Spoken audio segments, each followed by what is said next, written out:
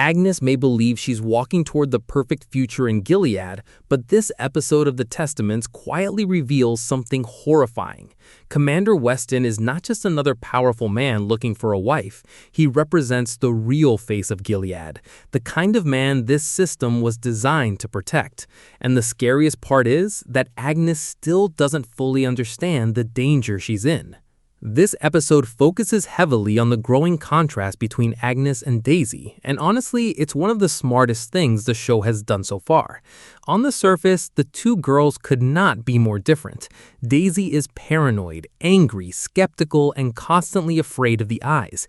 Agnes, meanwhile, still believes Gilead exists to keep people safe. When Daisy panics after being interrogated, Agnes genuinely struggles to understand why she's so terrified. To Agnes, the eyes are protectors. In her mind, they only target dangerous people and Mayday rebels. If someone has done nothing wrong, then they have nothing to fear. That moment perfectly shows how deeply Agnes has been conditioned by Gilead. Unlike Daisy, who grew up outside its influence, Agnes has spent her entire life hearing the same propaganda. She was raised to believe obedience is safety and that questioning authority only creates chaos. The tragedy is that Agnes is not cruel or stupid. She's simply someone who has never been allowed to imagine another kind of life. But Daisy's presence is beginning to crack that worldview apart. When Agnes invites Daisy to the Mackenzie house, the tone of the episode completely changes. For perhaps the first time in her life, Agnes gets to hear someone speak naturally about the world before Gilead. Daisy talks about music, bedroom decorations, and relationships in a way that fascinates Agnes.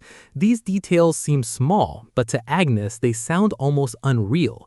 She has grown up in a society where individuality is suppressed, so hearing about personal choice feels both exciting and terrifying. The conversation about relationships is especially important. Daisy explains that outside Gilead, people choose who they want to love and marry. Agnes immediately responds with the answer she has been taught her entire life. She says freedom only creates confusion and insists she prefers the order of Gilead. But the scene makes it obvious that she's trying to convince herself more than Daisy. Deep down, Agnes is disturbed by the idea that other women once had choices she never even knew existed.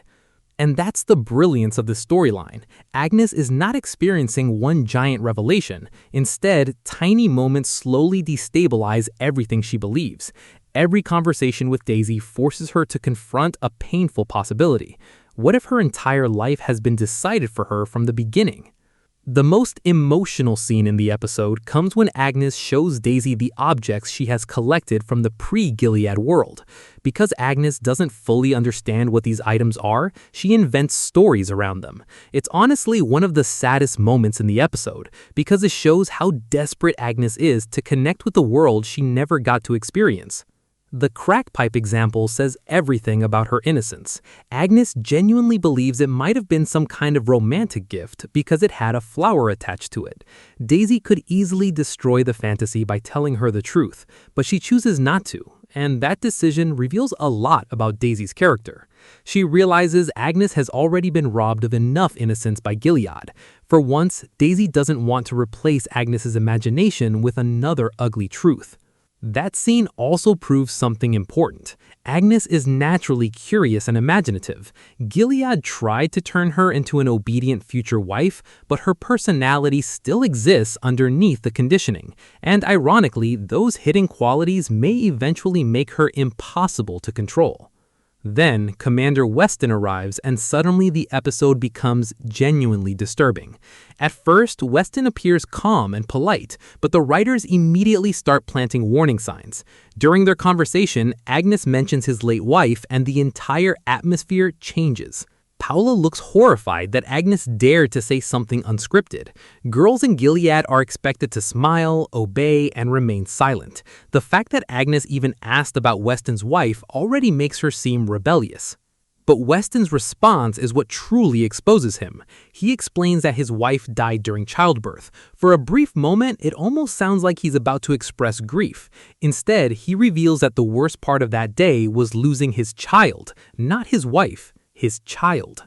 That line completely reveals who Weston really is. To him, women are replaceable. Their purpose is reproduction. The fact that he speaks about his wife so casually makes him even more terrifying, because it shows how normal this mindset has become inside Gilead. Weston doesn't view women as partners, he views them as vessels. And honestly, that's why he may be one of the most dangerous commanders we've seen so far. The episode later reveals that Weston used to work in crypto before the rise of Gilead, and reportedly had multiple restraining orders connected to domestic violence. That detail is not random at all. In fact, it perfectly reflects one of the darkest themes in both the Handmaid's Tale and the Testaments. Gilead did not create monsters from nothing. It empowered men who were already dangerous. That's the terrifying reality underneath the regime. Men who once faced consequences suddenly became respected leaders. Abusive men became moral authorities. Predators gained complete control over women's lives. Weston represents exactly the kind of person Gilead rewards, someone who enjoys power, control, and obedience. And Paula's reaction afterwards makes the situation even darker. She's furious at Agnes for nearly ruining the match, not because Weston is dangerous, but because he is considered valuable. That moment perfectly captures how deeply Gilead has corrupted everyone inside the system. Even women begin prioritizing status over safety because survival depends on pleasing powerful men. Then the episode delivers its most chilling line. Paula explains that men like Weston actually prefer difficult girls because they are more entertaining to discipline. That completely changes the tone of Agnes's potential marriage. This is no longer just an arranged relationship, it's psychological horror. Weston is not looking for love or companionship, he wants control. The idea that Agnes might be trapped inside his house is terrifying because she still doesn't fully understand what Gilead expects from wives once the doors close.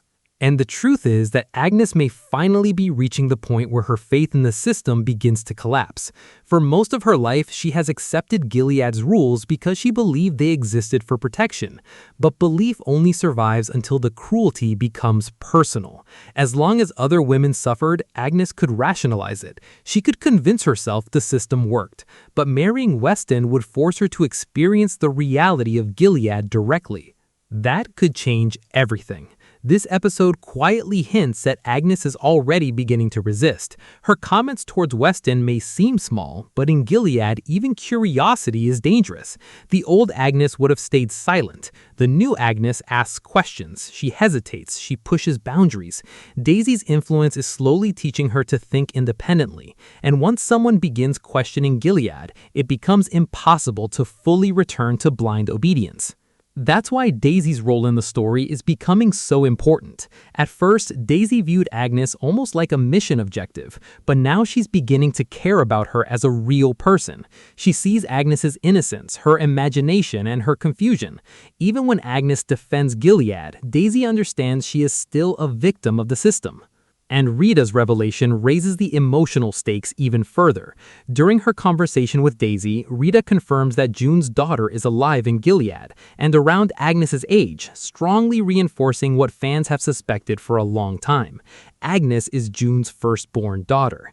Now Daisy's mission becomes deeply personal. She isn't just trying to survive anymore. She's trying to protect June's child from becoming another victim of Gilead.